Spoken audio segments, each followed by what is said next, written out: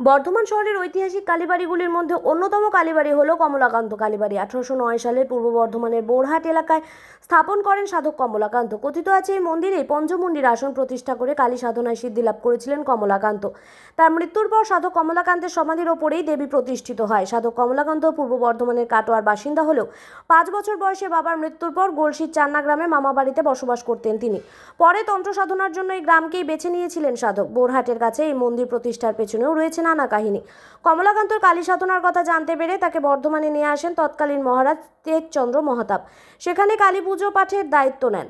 পাশাপাশি মহারাজের উচ্ছৃঙ্খল পুত্র প্রতাপচাঁদকে শিক্ষা দীক্ষা ও সংস্কারে উপযুক্ত গড়ে তোলার জন্য কমলাকান্তের দ্বারস্থ হন। সেই জন্য কমলাকান্তকে বোরহাটের লাকুটিতে একটি বাড়ি এবং কোটালহাটে একটি মন্দিরের জমি দান করেছিলেন তেজচন্দ্র। সেই জমিতেই মন্দির স্থাপনা করে সিদ্ধিলাভ করেন তিনি। মন্দিরের ট্রাস্টি বোর্ডের প্রাক্তন সভাপতি প্রশান্ত কোনার বলেন, প্রতিদিন কালী পুজোয় মাগুর মাছের ভোগ খাওয়াতেন সাধক কমলাকান্ত। সেই রীতি মেনে আজও মা কালীকে প্রত্যেক দিন মাগুর মাছের ভোগ দেওয়া হয়। তিনি আরও বলেন, কমলাকান্ত এই মন্দিরকে ঘিরে বহু অলৌকিক কাহিনী রয়েছে। কথিত আছে মা কালী জীবিত অবস্থায় মন্দিরে অবস্থান করছেন। প্রমাণ করতে তেজচন্দ্রের সামনে কালী মূর্তির পায়ে বেলকাটা ফুটিয়ে রক্ত বার করে দেখান কমলাকান্ত। এমনকি অমাবস্যায় মহারাজকে পূর্ণিমার চাঁদও দেখিয়েছিলেন তিনি। প্রতি অমাবস্যায় নিজের হাতে মাটির কালী মূর্তি গড়ে তার পুজো করতেন সাধক কমলাকান্ত। বর্ধমান শহরের বোরহাটের কাছে তার প্রতিষ্ঠিত মন্দিরে আজও সে পুজোয় ছেদ পড়েনি এই পুজোয় মাগুর মাছের পদ রেঁধে ভোগ সাজানোতেও। কমলাকান্তের কালী মন্দিরে 250 বছরেরও বেশি সময় ধরে পুজো হচ্ছে। তবে এই মন্দির পরিচিত কমলাকান্ত কালীবাড়ি নামেই। পূর্ব বর্ধমান থেকে সঞ্জিত কুরির রিপোর্ট, সংবাদ একলব্য। সাধক কমলাকান্ত প্রতিষ্ঠিত হয়, এটা তো কমলাকান্ত সাধকের জায়গাটাতে ফাঁকা পড়েছিল। এটা কোটালাট নামে পরিচিতি এই জায়গাটা, কিন্তু এখন এটা বুহাট কমলাকান্ত কালীবাড়ি। বর্ধমানে যে রাজা ছিলেন তেজচাঁদ, তিনি তার ছেলে ছিল প্রতাপচাঁদ। তিনি অন্য পথে চলে যাচ্ছিলেন।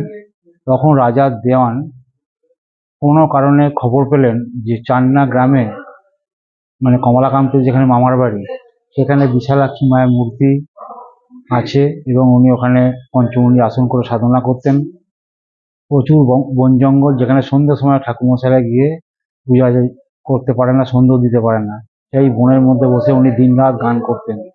তখন রাজা মশাই খবর পেলেন যে সাধক কমলাকান্ত একজন বড় পণ্ডিত সিদ্ধ পুরুষ আছেন। তখন রাজা দেওয়ান ওইখান থেকে সাধক কমলাকান্তকে এখানে নিয়ে এলেন। তখন উনি এই ঈশান কোণে বেলগাছের তলায় বসে পঞ্চমুণ্ডি আসন সাধনা তৈরি করেছিলেন। তার উপর বসে উনি সাধনা করতেন। আর যিনি ওনার শিষ্য ভক্তরা যখন রাজা মশাই বলেছিল যে ওনাকে দেহ রাখার সময় গঙ্গায় নিয়ে যাওয়া হবে, তখন উনি বললেন, আমি মাকে ছেড়ে কোথাও যাব না। বড় সিদ্ধ পুরুষ ছিলেন তো, মা গঙ্গা আমার কাছেই আসবে।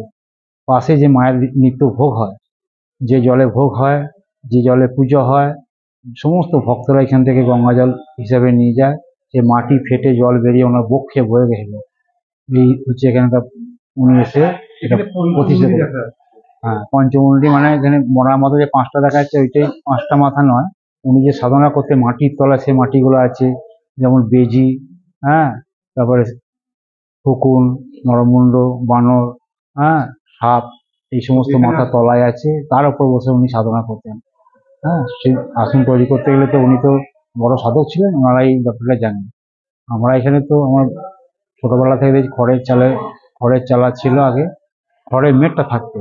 আমার বাবা যে কোনো কারণে মায়ের কৃপায় এখানে পুজো করতেন। আজ থেকে 95 বছরের কথা বলছি। সেই সময় বাবাকে অনেকে বললেন যে ঠাকুরমশাই মূর্তি রাখুন। সেই মূর্তি তখন থেকেই ব্যবস্থা করা হয়েছে, সেই মূর্তি সেইভাবে পুজো হচ্ছে। আর কমলাকান্ত সাধক তো নিজে রাত্রিতে পুজো করতেন, মাটির মূর্তি তৈরি করতেন, পুজো করতেন, আবার বিসর্জন দিয়ে দিতেন। আর উনি যে বড় সাধক এর প্রমাণ কি? তখন রাজা ভক্তরা বললেন, উনি যে সাধক আমি বুঝবো কি করে? মা যে সত্যিকারের জীবন্ত মা, বুঝবো কি করে? তখন উনি বেলকাঁটা ফুটিয়ে মায়ের চরণে ফুটিয়ে রক্ত ঝরঝর করে বই দেখিয়ে দিয়েছিল। রাস্তা দিয়ে যখন উনি আসতেন, কমণ্ডল হাতে ছিল। বলছে, ইনি তো মনে হচ্ছে মদ্যপান করেছেন, কারণ পান করেছেন। উনি বলছে, উনি সাধক কি করে হবে? না, এই তখন সাধক কমলাকান্ত উনি বলছেন যে আমার এই কমণ্ডলে আছে দুধ। বলে, হ্যাঁ দুধ, আপনি দেখাতে পারবেন দুধ? বলে, হ্যাঁ। তখন উনি ওটা জাল দিয়ে তারপরে ঘি করে দিয়ে হোম করলেন।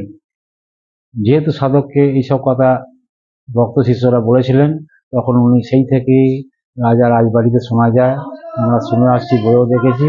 সেই থেকে ওনার নির্বংশ মানে পুত্র সন্তান আর রাজবাড়িতে নাই। হ্যাঁ, তারপরেতে অমাবস্যার দিন পূর্ণিমা চাঁদ দেখিয়েছিলেন। হ্যাঁ, তারপরেতে কালী পুজো নিশি রাতে আমি যখন ছোট ছিলাম দেখেছি, বেলগাছে প্রচুর বেলগাছ ছিল, যেন মা লাল পেড়ে শাড়ি পরে মা দাঁড়িয়ে আছে। এখনই দেখলাম, এখনই মিলিয়ে গেল। আমাদের এখানে নিত্য ভোগ এইভাবে হয় রাত 12টার সময় মায়ের নিশি পুজো, ওই বিশ্বে। সেই সময়তে মা কালীকে হ্যাঁ, কিভাবে প্রতিষ্ঠিত করা হয়েছে? কমলাকান্ত হ্যাঁ, নিজে কি তৈরি করতেন? হ্যাঁ, নিজের মূর্তি তৈরি করতেন, যেটা শোনা গেছে বা আমরা শুনে এসেছি যে উনি পুজো রাত্রে মূর্তি নিজে তৈরি করতেন, নিজে পুজো করতেন, আবার বিসর্জন করতেন, যে ঘরে অমাবস্যাতে? আবার হ্যাঁ অবশ্য পরের দিন। আর এই বছরে একবার ঠাকুর হতো, এবং এই সারা বছর এইভাবে ঠাকুর রেখে প্রত্যেক দিন সকালে মঙ্গল আরতি থেকে, যেমন আমরা বাড়িতে খাওয়া দাওয়া শোয়া করি, ভাগবত আছে না, ভাবিয়া চিন্তা করি কাজ করিও ভাবিও না, এমনি মায়ের মূর্তি রাখলে, বিগ্রহ রাখলে সকাল সন্ধ্যে ভোগ দিয়া, তাকে তো মানে না সেবা দিয়ে রাখা যাবে না, সেবা দিতে হবে। তো এখন তো ট্রাস্ট কমিটির আন্ডারে আছে এবং প্রচুর ভক্ত শিষ্য আছেন। এখানে মা যে রয়েছেন হুম। কিসের সমাধিও রয়েছে? হ্যাঁ, সাধক কমলাকান্ত যখন বলেছিলেন আমার সমাধি ওপর মায়ের মূর্তি রেখে পুজো হবে, যেটা ভারতবর্ষে কোথাও দেখা যায় না, এটা আমাদের এই মন্দিরে আছে। উনি সাহিত্য আছেন তলায়।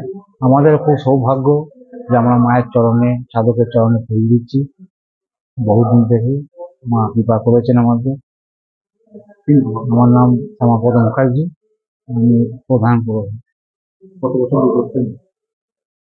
আমার বংশ পরম্পরা? হ্যাঁ, আমার বাবা করে গেছেন, আমার মায়ের এখানে ভোগ টোগ রান্না, মায়ের 91 বছর বয়সে চলে গেলেন। আমি প্রায় 8 বছর বয়স থেকে মন্দিরের সঙ্গে যুক্ত আছি, এখন আমার বয়স 64।